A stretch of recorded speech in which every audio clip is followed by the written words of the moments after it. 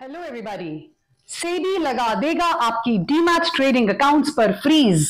31 दिसंबर से पहले ही nomination submit कर दीजिए प्लीज। आज का फाइनेंस का टॉपिक सुपर सीरियस है और गंभीर। बताऊंगी मैं कैसे नॉमिनेशन, विल, वसीयत बदल सकते हैं आपके अपनों की तकदीर।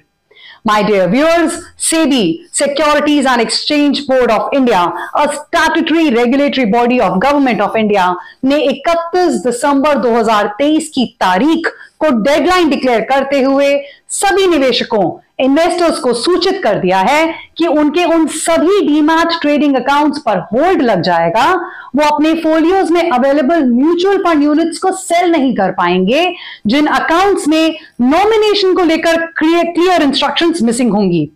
सेबी ने आपको नॉमिनेशन के विषय को लेकर दो ऑप्शंस दिए हैं। You have to simply choose any one of the two. First option है choice of nomination, in which you have to add the details of the nominee, as in ऐसे शख्स जिनको आपकी मृत्यु के बाद आपके डीमैट ट्रेडिंग अकाउंट की प्रोसीड्स ट्रांसफर कर दी जाएंगी। और in case you want to change the details of the existing nominee already given by you, you need to do all these modifications before December 31st this year. ध्यान देने वाली बात, एक demat account में आप मैक्सिमम 3 नॉमिनीज के नाम add कर सकते हैं और साथ ही मेंशन कर सकते हैं the exact percentage of share of your total holdings जो आप उनके नाम करना चाहते हैं। ऑप्शन नंबर 2 है ऑप्टिंग आउट ऑफ नॉमिनेशन, जिसका सिंपल भाषा में मतलब है that you are voluntarily undertaking, अपनी मर्जी से डिक्लेयर कर रहे हैं कि आपको कोई नॉमिनेशन फैसिलिटी की जरूरत ही नहीं है। कुछ ऐसा ही सिमिलर मैकेनिज्म नॉमिनेशन को लेकर हमारे देश के सभी बैंक्स ने भी अपना लिया है, जिसके अंतर्गत 3 प्रकार के नॉमिनेशन फॉर्म्स हैं, as in form DA1 for fresh nomination, form DA2 for cancellation of nomination and form DA3 for modification of existing nomination. But as against demat account जिसमें आप 3 नॉमिनीज ऐड कर सकते हैं, बैंक अकाउंट में सिर्फ एक ही nominee का नाम एट अ टाइम एक अकाउंट में डाला जा सकता है।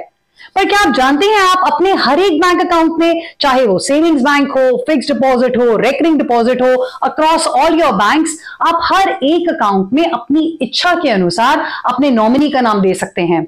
It could be the name of your spouse as nominee in one account, your one child in another account, your second child in a different account and so on, your parents, your friends, relative, your will executor, etc. So एक ही time पर अलग अलग bank accounts में आप अलग अलग nominees appoint कर सकते हैं। अगर आपको बैंक अकाउंट्स में नॉमिनी डिटेल सबमिट है या नहीं का ध्यान नहीं है, या अगर आप अपने एग्जिस्टिंग नॉमिनी डिटेल्स को मॉडिफाई करना चाहते हैं, तो आप इंटरनेट बैंकिंग से घर बैठे बैठे ही अपने हर एक अकाउंट की डिटेल में जाकर चेक कर सकते हैं। अब लगे हाथ आपके बैंक लॉकर में रखे कीमती सामान के लिए नॉमिनी भी समझ लेते हैं।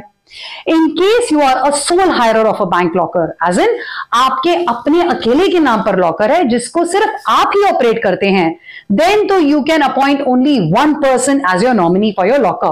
But in case आपका लॉकर जॉइंट मोड में है, या मैक्सिमम 2 लोगों का नाम एज नॉमिनी ऐड करवाया जा सकता है, प्रोवाइडेड कि सभी जॉइंट होल्डर्स को इन दोनों नॉमिनीज को लेकर कंसेंट इनका देना जरूरी है। फाइनली शॉर्ट में समझ लेते हैं विल, वसीयत क्या होती है। कोई क्या ही जाने अपनी सांसों की गिनती का हिसाब, कहीं धरी की धरी ना रह जाए आपकी जमा पूंजी की किताब। Yes, my very dear viewers, in the present times when the life is absolutely unpredictable, अगले ही पल में कुछ भी हो सकता है। Come out of this myth कि प्लानिंग, फाइनेंसेस एंड सक्सेशन मैं ओल्ड एज में करूंगा। तो अगर आपकी उम्र 21 साल से ऊपर है and you have a sound mind, उठा लीजिए एक प्लेन कागज का टुकड़ा हाथ में और ये 4 स्टेप्स करके believe me you can do the best to your loved ones. अपनों के लिए इतना भी नहीं किया तो क्या ही किया। Step 1. List down all your financial assets and possessions on the piece of paper, as in your bank balances, money market investments, demat holdings, real estate, property, your owned vehicles, bank locker, jewelry, life insurance policies, provident fund, gratuity, post office savings वगैरह। Step number 2, list out the names of all the people as in beneficiaries जिनको आप अपनी मृत्यु के बाद ऊपर लिखे सारे एसेट्स ट्रांसफर करना चाहेंगे along with the percentage of share। Step number 3, यहां पर मैं आपको बताना चाहूंगी कि विल, वसीयत, चाहे simple plain piece of paper पर ही क्यों ना लिखी गई हो और आपके द्वारा की उसके ऊपर साइन किए गए हो, वो एक लीगल डॉक्यूमेंट ही माना जाता है। अगर तो छोटा परिवार है तो ये आपका hand written paper along with your signatures in the presence of 2 independent witness, ऐसे 2 लोग जिनका नाम उस विल में बेनिफिशियरी में ना आ रहा हो, उनके हस्ताक्षर लेकर सील कर आप उसको एक एग्जीक्यूटर को दे दीजिए। फॉर योर इन्फॉर्मेशन, एग्जीक्यूटर एक वो शख्स रहेगा जिस पर आपको पूरा विश्वास है, जो आपके ना रहने के बाद आपकी वसीयत के अनुसार आपके एसेट्स को बांटेगा।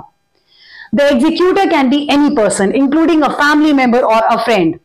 स्टेप नंबर 4, इस विल के कागज को फिर महफूज जगह पर एग्जीक्यूटर को बताते हुए आप रख सकते हैं। ऐसी विल और वसीयत को अनरजिस्टर्ड कहा जाता है। यही अगर आपका परिवार बड़ा है तो आप एग्जीक्यूटर किसी अच्छे लॉयर को बना सकते हैं, who shall further get your will registered with the nearest sub-registrar office around your place. Registered will undoubtedly holds a more validity and legality in the eyes of court of law, because this registered paper, which is produced as will, is already in the custody of the law authorities and is referred only when the executor approaches with the news of your death.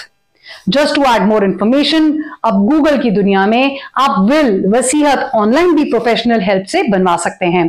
क्या wordings, phrases लिखने हैं, ये सब free में आप online help ले सकते हैं। आई होप मेरा आज का वीडियो आपको पसंद आया होगा। ये एक ऐसा टॉपिक है जिसको हर किसी के साथ शेयर करना चाहिए। सो I hope you all like this video. Do like, share and do not miss to subscribe to my channel Ravneet's Knowledge Bites for more such informative videos. Thank you.